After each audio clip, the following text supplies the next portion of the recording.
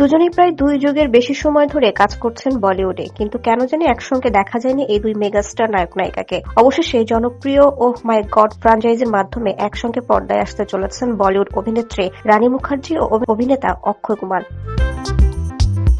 জল্পনা কল্পনা সত্যি হলে খিলাড়ি খ্যাত অভিনেতার সঙ্গে এটি রানী মুখার্জির প্রথম সিনেমা হতে চলেছে।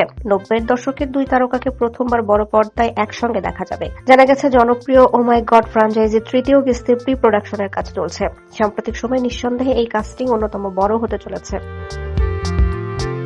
চলতি বছরের মাঝামাঝি শুটিংও শুরু হয়ে যাবে। পরিচালক অমিত রায় এমন এক গল্প নিয়ে আসছেন যা আরো বড়, আরো সমসাময়িক ও আগের থেকেও বেশি করে মানুষের মনে গেঁথে যাবে। যদিও এ বিষয়ে আনুষ্ঠানিক কোনো ঘোষণা এখনো দেওয়া হয়নি। ফেব্রুয়ারিতে মার্দানি 3 নিয়ে বড় পর্দায় ফিরছেন রানী মুখার্জি। অন্যদিকে ও মাই গড এর প্রথম সিনেমা মুক্তি পায় 2012 সালে। 2023 সালে মুক্তি পায় ও মাই গড 2। দুটি সিনেমাই বেশ প্রশংসিত হয়েছিল দর্শক মহলে। তবে এবার ভক্ত অনুরাগীরা অপেক্ষায় ও মাই গড 3 সিনেমার।